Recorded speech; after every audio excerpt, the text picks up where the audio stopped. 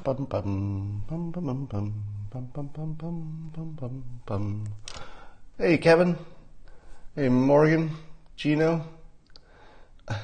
Come on in.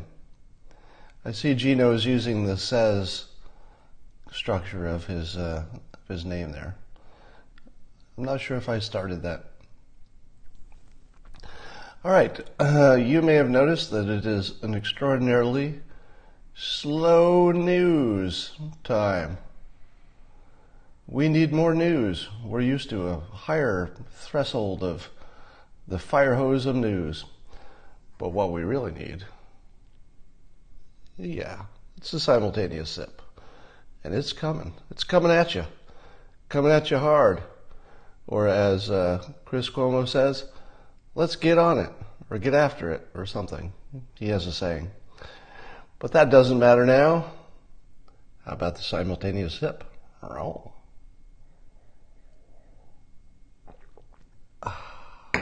That's good stuff. So, let's talk about Q. I waded into the Q conversation. Had no idea that it was going to become a thing. I thought it was just another one of my opinions. But this one seems to have taken some legs. And so, as a public service, I thought I would reveal the truth of Q.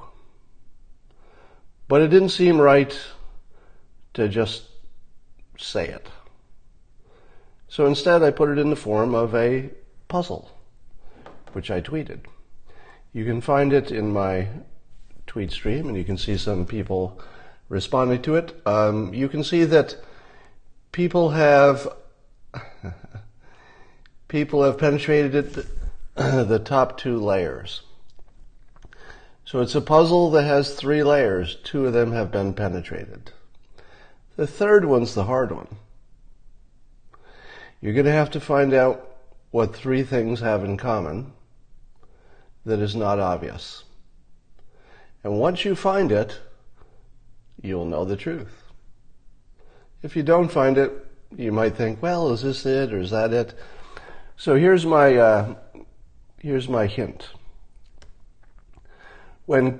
If you figure out the solution to my puzzle, you will know the truth of Q, at least the essential truth, and you'll know you have it right. If you don't have it right, you still might think you did, but you won't be positive. You'll still have some doubt. If you have some doubt, you don't have the right answer. Because when you get the right answer, you'll know you have it. All right, so I thought it was more fun to put it in the form of a puzzle. And by the way, just to make it fun, I'm never going to tell you what the answer to the puzzle is. But it is there, and it is solvable. So I'll promise you it's solvable, and I'll promise you that if you solve it, you will have the actual truth about Q. But I'm never going to tell you if you solved it correctly. All right, let's talk about how CNN is reporting about Melania. The headline is "The Contradictions in Trump's White House." And the subheadline says, "Melania Trump's split with her husband over LeBron James is the most glaring example of a growing trend." But then you read the article about her split with her husband. And basically she just said good things about what LeBron is doing with his school. Is that really a split with her husband? Or is that just being diplomatic? Sounds a lot more like being diplomatic. So that feels like a lot of nothing. And then there was the headlines about Michael Jordan taking sides with LeBron. Well, that's true. He said he has LeBron's back, basically. But he didn't say anything about President Trump. Why? Because Michael Jordan's smart. He split the difference perfectly. He supported his friend, but he did not come out against the president in any explicit way that could be quoted or taken out of context too easily. So I thought, more evidence that Michael Jordan is smart. I saw that Facebook has removed 4 pages from InfoWars and Alex Jones. I don't know what that's all about yet, but you should be worried about that. I haven't seen the details yet. I'm seeing a lot of people, I'm just jumping around today. I'm seeing a lot of people talking about the Don Jr. meeting, and somebody on the internet was tweeting, was it Ben Rhodes? Tweeted that that getting information from a foreign national is a bad thing. That was the essence of it. Now, I tweeted back that Christopher Steele was a foreign national.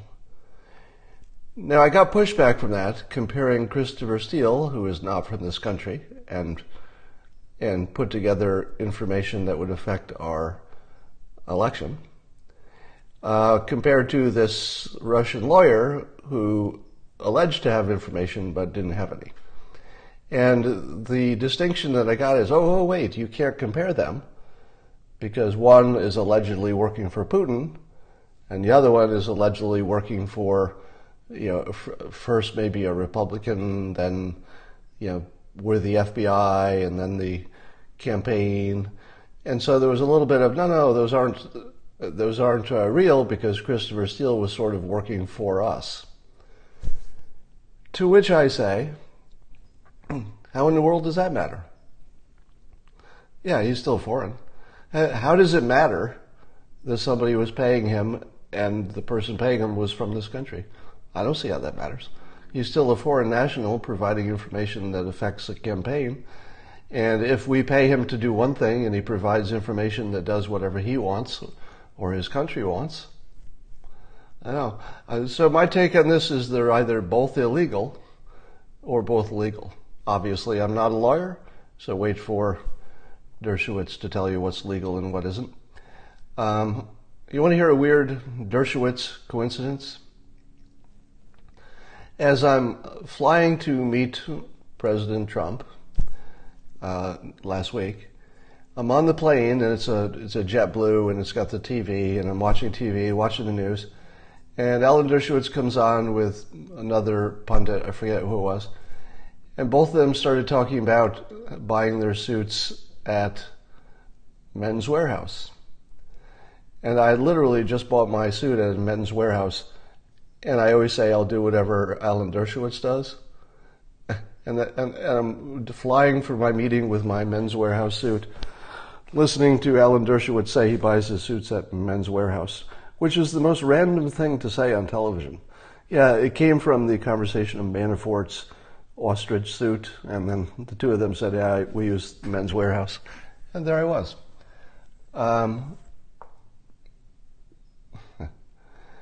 I don't know if my new suit impressed anybody, but it was the only suit I had after I bought it.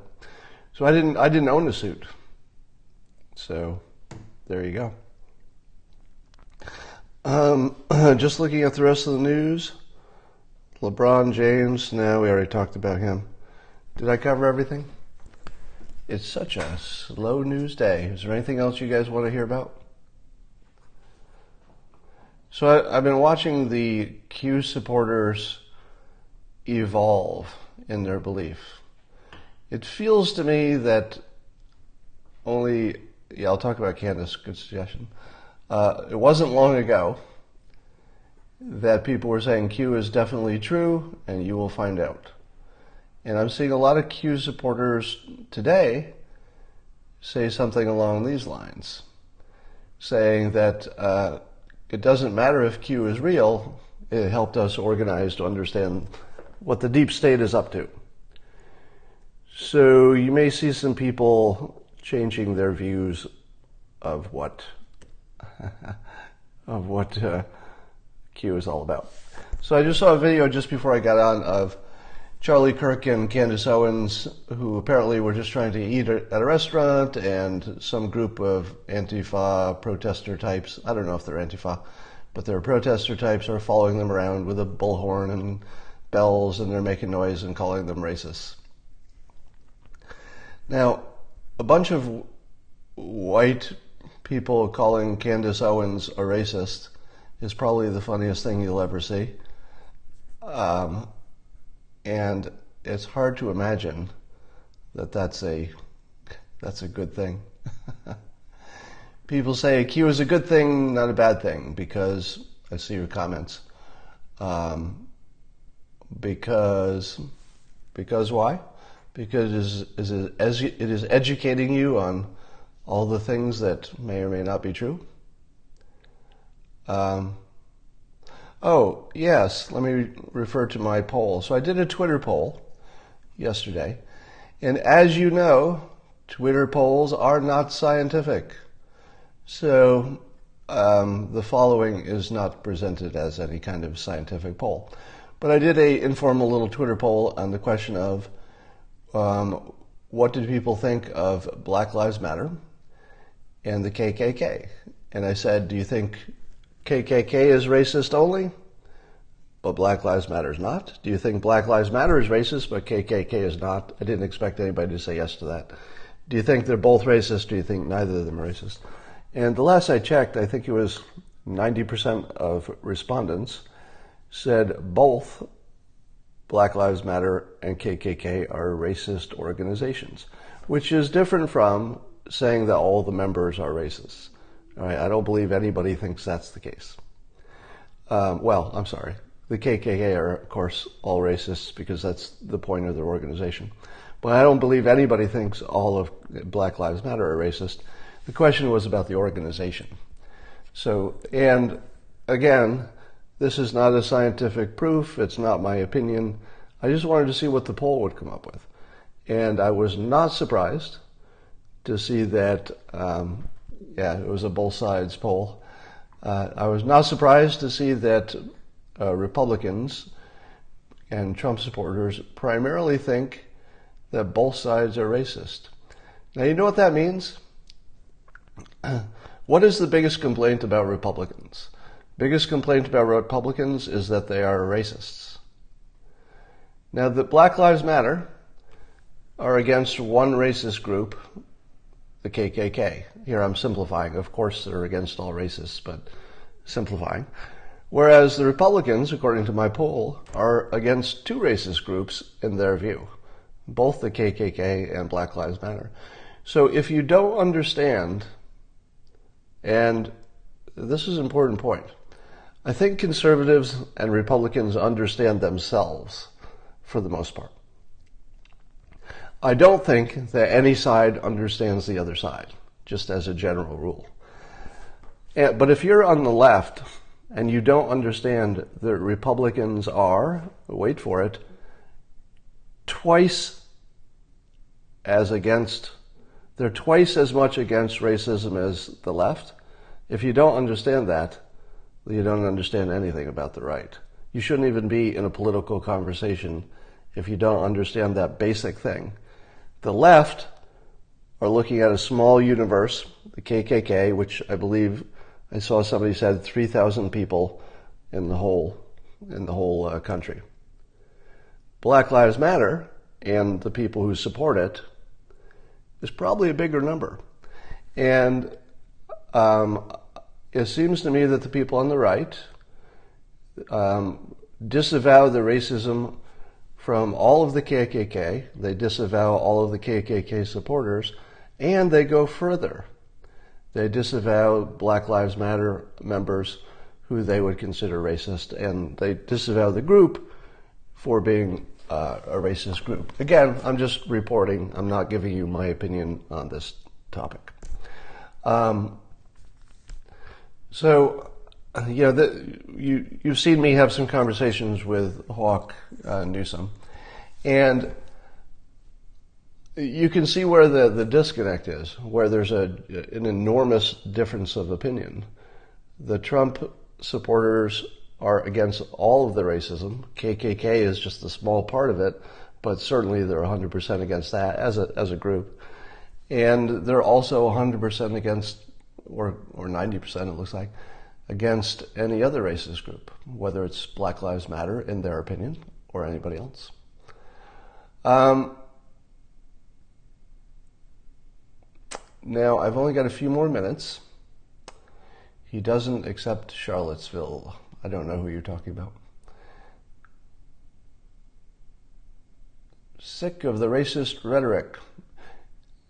I hear what you're saying. I'm tired of it too. All right. I'm just looking at your comments. I'm already seeing. Oh, I'm glad I saw that. I'm making notes of all bad arguments because I'm writing a book that needs those. And one of the bad arguments is you're making a moral equivalence. So somebody who is objecting that I would make a moral equivalence between KKK and Black Lives Matter, but I'm not. That's just dumb thinking. You know, I'm not making any kind of moral equivalence. I'm just saying that both are organized around a racist ideology according to the people who answered the poll. So I think it's important to know that the people on the right are against every form of racism, whether it's the KKK brand, which is totally different from the Black Lives Matter kind. So nobody's saying it's the same thing. Nobody is going to suggest that. You could find a million ways they're different. I'm just saying that people dislike both of them for a similar reason, which is racism is bad, but certainly completely different forms alleged in these cases.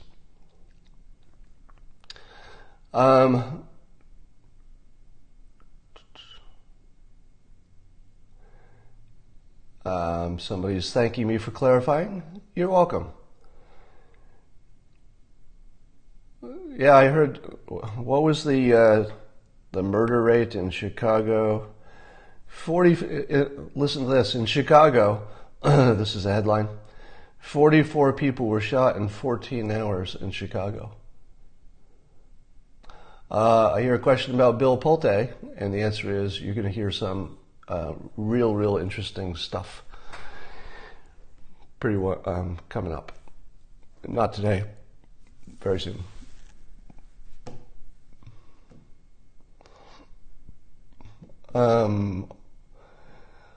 Let's see. Boom.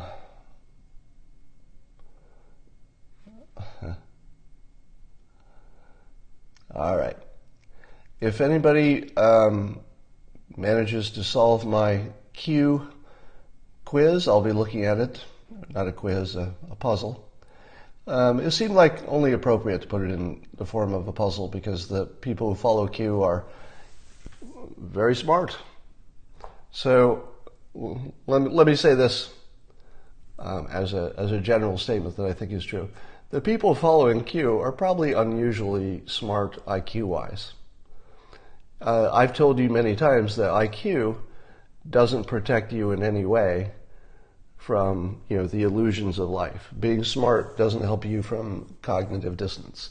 Having a high IQ doesn't help you with confirmation bias.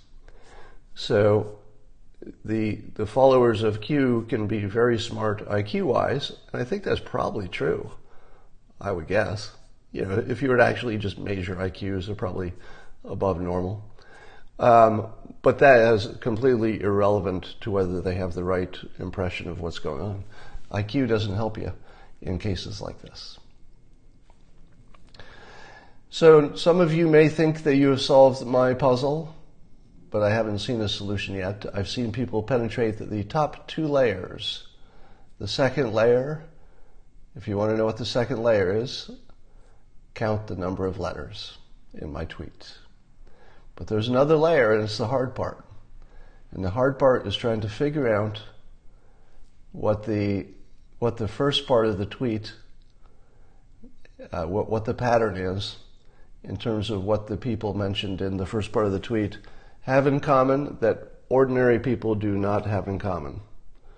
So if you're thinking, oh, they're all people, or they're all smart, or they're all, male, if you're thinking like that, it's nothing like that. There's something unusual about the 3 entities. And if you figure out what the unusual thing is that would be unusual for any normal citizen, but they all three have in common, you will solve the puzzle.